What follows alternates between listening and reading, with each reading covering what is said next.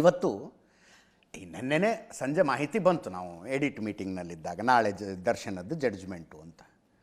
ನಮಗೆ ಯಾರಿಗೂ ಪ್ರಶ್ನೆಗಳಿರಲಿಲ್ಲ ಏನಾಗ್ಬೋದು ಸುಪ್ರೀಂ ಕೋರ್ಟ್ನಲ್ಲಿ ಅನ್ನುವ ವಿಷಯದಲ್ಲಿ. ಆಬ್ಸರ್ವೇಷನ್ನೇ ಅಷ್ಟು ಸ್ಟ್ರಾಂಗ್ ಇತ್ತು ಅಂತಂದರೆ ಜಾಮೀನು ರದ್ದಾಗೋದು 99.9% ಖಚಿತ. 0.01% ಜಾಮೀನಿನ ಮೇಲೆ ಮುಂದುವರಿಯಲಿ ಅಂದರೆ ಅದು ಆಘಾತಕಾರಿಯಾದ ಜಡ್ಜ್ಮೆಂಟ್ ಬಂದಂಗೆ ಆಗ್ತಿತ್ತು. ಅಷ್ಟು ಸ್ಟ್ರಾಂಗ್ ಅಬ್ಸರ್ವೇಷನ್ಗಳನ್ನು ಸುಪ್ರೀಂ ಕೋರ್ಟಿನ ದ್ವಿಸದಸ್ಯ ಪೀಠ ಮಾಡಿತ್ತು. ಬಂತಲ್ಲ ಇವತ್ತು ರದ್ದು, ಜಾಮೀನು ಎಲ್ಲರದ್ದು ರದ್ದು. ನಾನು ಆಗಲೇ ಹೇಳಿದೆ, ವಿನಯ್ ಕುಲಕರ್ಣಿಗೆ 1 ವಾರ ಟೈಮ್ ಆರೋ ಕೊಟ್ಟರು, 1 ವಾರದಲ್ಲಿ ಬಂದು ಪೊಲೀಸರ ಮುಂದೆ ಸರೆಂಡರ್ ಆಗಬೇಕು ಅಂತ. ಇಲ್ಲ, ಇವರ ವಿಷಯದಲ್ಲಿ ಇಮ್ಮಿಡಿಯೇಟ್ ಈಗಿಂದೀಗಲೇ ನಿಂತು ಕಾಲ ಮೇಲೆ ಜೈಲಿಗೆ ಹಾಕಿ ಇವರನ್ನು ಅಂತ, ನಿಂತು ಕಾಲ ಮೇಲೆ ಹಾಕಿ ಜೈಲಿಗೆ ಅಂತ. ಅಷ್ಟು ಸ್ಟ್ರಾಂಗ್ ಆದಂಥ ಜಡ್ಜ್ಮೆಂಟ್ ಆರ್ ಮಹಾದೇವನ್ ಮತ್ತು JB ಪರ್ದಿವಾಲಾ ಅವರ ದ್ವಿಸದಸ್ಯ ಪೀಠ ಕೊಡ್ತು. ನಿಮಗೆ ಕ್ವಿಕ್ಕಾಗಿ ಸ್ವಲ್ಪ ಟೆಕ್ನಿಕಲ್ ಟರ್ಮ್ಸ್ ಇದ್ದಾವೆ, ಆದರೂ ಅರ್ಥ ಆಗುತ್ತೆ, ಜನರು ಇರ್ತೀರಿ. ಎಲ್ಲ 7 ಆರೋಪಿಗಳನ್ನು ತಕ್ಷಣ ಕಸ್ಟಡಿಗೆ ತಗೊಳ್ಳಿ. ಹೈಕೋರ್ಟಿನ ಆದೇಶ, ಯಾವ ಆದೇಶ? ಈ 7 ಜನರಿಗೆ ಜಾಮೀನು ಕೊಟ್ಟಿತ್ತಲ್ಲ ಹೈಕೋರ್ಟಿನ ಆದೇಶ, ಗಂಭೀರ ದೌರ್ಬಲ್ಯಗಳಿಂದ ಕೂಡಿದೆ ಅನ್ನೋದು ಸ್ಪಷ್ಟ. ಬಲವಾದ ಕಾರಣವನ್ನೇ ಕೊಟ್ಟಿಲ್ಲ ಇವರು ಯಾಕೆ ಜಾಮೀನು ಕೊಡಬೇಕು ಅನ್ನೋದಕ್ಕೆ. ಕಾನೂನುಬದ್ಧವಾಗಿದ್ದ ಸಂಗತಿಗಳನ್ನು ಪರಿಗಣಿಸದೆ ಆದೇಶ ಕೊಟ್ಟಿದ್ದಾರೆ. ಹೈಕೋರ್ಟ್ ತನ್ನ ವಿವೇಚನೆಯನ್ನು ಯಾಂತ್ರಿಕವಾಗಿ ಬಳಸಿದೆ. ಹೈಕೋರ್ಟಿನ ಆದೇಶ ಸ್ವತಂತ್ರವಾದ ನ್ಯಾಯಯುತ ಆಡಳಿತಕ್ಕೆ ಬೆದರಿಕೆಯಂತಿದೆ. ಕಾನೂನಿನ ಪ್ರಕಾರ ಅರ್ಹತೆಯ ಮೇಲೆ ಕೋರ್ಟ್ಗಳ ತೀರ್ಪು ಕೊಡಬೇಕು. ವಿಚಾರಣಾ ಪೂರ್ವ ಹಂತದ ಸಾಕ್ಷಿಗಳ ಹೇಳಿಕೆಯನ್ನು ಹೈಕೋರ್ಟ್ ಪರಿಶೀಲಿಸಿದೆ. ಅಪರಾಧದ ಸ್ವರೂಪ ಗಂಭೀರತೆಯನ್ನು ಪರಿಗಣಿಸಿ ಈ ಕೇಸ್ನಲ್ಲಿ ಬೇಲ್ ಸೂಕ್ತ ಅಲ್ಲ ಅನ್ನೋ ತೀರ್ಮಾನಕ್ಕೆ ನಾವು ಬಂದಿದ್ದೀವಿ. ಆರೋಪಿಗಳ ಪಾತ್ರ ವಿಚಾರಣೆಯಲ್ಲಿನ ಸ್ಪಷ್ಟ ಹಸ್ತಕ್ಷೇಪ ಇದರಲ್ಲಿ ಕಾಣಿಸ್ತಾ ಇದೆ. ಬೇಲ್ ನೀಡೋದು ವಿಚಾರಣೆ ಹಳಿ ತಪ್ಪುವ ಅಪಾಯವನ್ನು ಉಂಟು ಮಾಡುತ್ತೆ.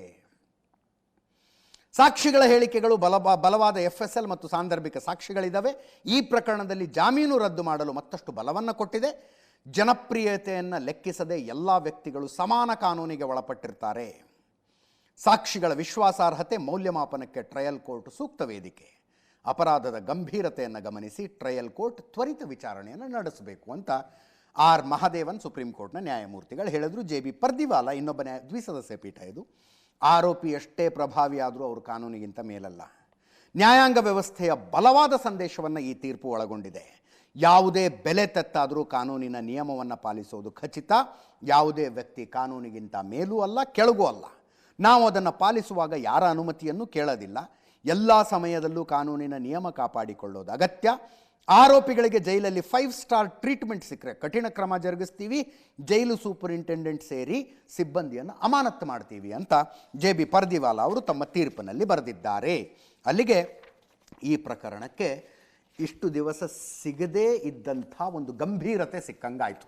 ಎಂಥ ದೊಡ್ಡ ತಪ್ಪು ಇದರಲ್ಲಿ ದರ್ಶನ್ ಮತ್ತು ದರ್ಶನ್ ಪರ ವಕೀಲರು ಮಾಡ್ಕೊಂಡ್ರು ಅಂದರೆ, ಇನ್ನೊಂದು 3-4 ತಿಂಗಳ ಹೆಚ್ಚಿಗೆ ಜೈಲಿನಲ್ಲಿದ್ದು ನಾರ್ಮಲ್ ಪ್ರಾಸೆಸ್ನಲ್ಲಿ ಜಾಮೀನು ಪಡೆದಿದ್ದರೆ ಹಿಂಗೆ ಆಗ್ತಿರಲಿಲ್ಲ. ಇದು ನಿಮಗೆ ಕ್ವಿಕ್ಕಾಗಿ ಹೇಳ್ಬಿಡ್ತೀನಿ, ನೀವು ಬೆಳಗ್ಗೆಯಿಂದ ನೋಡಿರ್ತೀರಿ. ಯಾಕೆ ಇಂಥ ಜಡ್ಜ್ಮೆಂಟ್ ಬಂತಪ್ಪ ಇವತ್ತು? ಯಾಕೆ ಇಂಥ ಜಡ್ಜ್ಮೆಂಟ್ ಬಂತು? ಜಾಮೀನು ತೆಗೆದುಕೊಳ್ಳುವಾಗ ಏನು ಹೇಳಿದ್ದು? ವಿಪರೀತ ಬೆನ್ನೋವು, ಆಪರೇಷನ್ ಆಗದೆ ಹೋದರೆ ಕೈಕಾಲು ಬಿದ್ದು ಹೋಗ್ಬಿಡ್ತವೆ, ಎದ್ದು ಓಡಾಡೋದು ಕಷ್ಟ ಆಗಿಬಿಡುತ್ತೆ ಅಂತ. ಹೊರಗೆ ಬಂದ ಮೇಲೆ ಆಯ್ತಾ ಆಪರೇಷನ್ನು? ಇಲ್ಲ. ಆಯಿತು, ತೀವ್ರ ಅನಾರೋಗ್ಯ, ದರ್ಶನ್ ಹಾಸಿಗೆ ಹಿಡಿದು ಬಿಟ್ಟಿದ್ದಾರೆ? ಇಲ್ಲ. ಫಾರಿನ್ನಲ್ಲಿ ಫಿಲಮ್ ಶೂಟಿಂಗ್ ಆಗ್ತಾ ಇದೆ, ಕಾರ್ಯಕ್ರಮಗಳಲ್ಲಿ ಭಾಗವಹಿಸೋದು ನಡೀತಾ ಇದೆ, ಎಲ್ಲವೂ ಆಗ್ತಾ ಇದೆ. ಈ ವಿಷಯವನ್ನು ಪ್ರಾಸಿಕ್ಯೂಷನ್ ಅವರು ಸುಪ್ರೀಂ ಕೋರ್ಟಿನ ಗಮನಕ್ಕೆ ತಗೊಂಡು ಬಂದರು. ಜಾಮೀನು ತಗೊಂಡಿದ್ದು ಆಪರೇಷನ್ಗೆ ಅಂತ, ನೋಡಿ ಇಲ್ಲಿ ಹೊರಗಡೆ ಏನಾಗ್ತಿದೆ ಅಂತ. ಅದರ ಜೊತೆಗೆ ಈ ಪ್ರಕರಣದಲ್ಲಿ ದರ್ಶನ್ ಭಾಗಿಯಾಗಿದ್ದಾನೆ ಅನ್ನುವುದಕ್ಕೆ ಪ್ರಾಸಿಕ್ಯೂಷನ್ ಅವರು ಕೊಟ್ಟಂಥ ಸಾಕ್ಷಿಗಳನ್ನು ಇನ್ನೊಂದು ಸಲ ಸುಪ್ರೀಂ ಕೋರ್ಟಿಗೆ ತೋರಿಸಿದ್ರು. ಏನೇನು ಬೇಕೋ ಎಲ್ಲ ಕೊಟ್ಟಿದ್ದೀವಿ ನಾವು ಇದರಲ್ಲಿ ಅಂತ.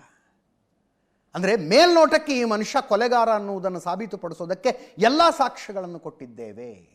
FSL ರಿಪೋರ್ಟ್ ಇರಬಹುದು, ಟೆಕ್ನಿಕಲ್ ರಿಪೋರ್ಟ್ ಇರಬಹುದು, ಮೊಬೈಲ್ ಎಲ್ಲವನ್ನೂ ಕೊಟ್ಟಿದ್ದೇವೆ. ಸುಪ್ರೀಂ ಕೋರ್ಟ್ ಶಾಕ್ ಆಗಿಬಿಡ್ತು ಆ ಫೋಟೋಗಳನ್ನು ನೋಡಿ. ಒಂದು ಆ ರೇಣುಕಾಸ್ವಾಮಿ ಕೈ ಮುಗಿದು ಬೇಡ್ಕೊಳ್ಳೋದಿದೆಯಲ್ಲ, ಪ್ರಾಣ ಭಿಕ್ಷೆ ಬೇಡ್ತಾ ಇರುವ ಫೋಟೋ, ಅದನ್ನು ನೋಡಿ. ಇನ್ನೊಂದು ಕೊಲೆಯಾದ ನಂತರ ಕೊಲೆಯಾದ ಜಾಗದಲ್ಲಿ ಸಹ ಆರೋಪಿಗಳ ಜೊತೆಗೆ ದರ್ಶನ್ ತೆಗೆಸ್ಕೊಂಡಿರೋ ಫೋಟೋ, ಇದು ಏನು ರೀ ಅಂತ ಕೇಳ್ತು ಸುಪ್ರೀಂ ಕೋರ್ಟು. ವಕೀಲರು ಹೇಳಿದ್ರು, ಆತ ಜನಪ್ರಿಯ ನಟ, ಫಿಲಮ್ ಸ್ಟಾರು, ಜೊತೆಗಿರೋರು ಅಭಿಮಾನಿಗಳ ಸ್ವಾಮಿ ಫೋಟೋ ತೆಗೆಸ್ಕೊಂಡಿದ್ದಾರೆ ಅಂದರೆ ಮರ್ಡರ್ ಮಾಡಿದ್ಮೇಲೆ ಫೋಟೋ ತೆಗೆಸ್ಕೊತಾರೇನ್ರಿ ಯಾರು ಅಂತ ಕೇಳಿದ್ರೆ ದಕ್ಷಿಣ ಭಾರತದಲ್ಲಿ ಇಂಥ ಟ್ರೆಂಡ್ ಇದೆ ಅಂತ ಹೇಳಿದ್ರು ವಕೀಲರು. ದಕ್ಷಿಣ ಭಾರತದಲ್ಲಿ ಇಂಥ ಟ್ರೆಂಡ್ ಇದೆ ಅಂತ. ನಾನು ಹಣೆ ಚಚ್ಕೊಂಡು ಹೇಳಿದೆ, ದಕ್ಷಿಣ ಭಾರತದ ಮರ್ಯಾದೆ ಕಳೆದುಬಿಟ್ರಲ್ಲಪ್ಪ ಸುಪ್ರೀಂ ಕೋರ್ಟ್ನಲ್ಲಿ ಅಂತ. ಅದೆಲ್ಲವನ್ನು ಸುಪ್ರೀಂ ಕೋರ್ಟ್ ಗಮನಿಸ್ತು.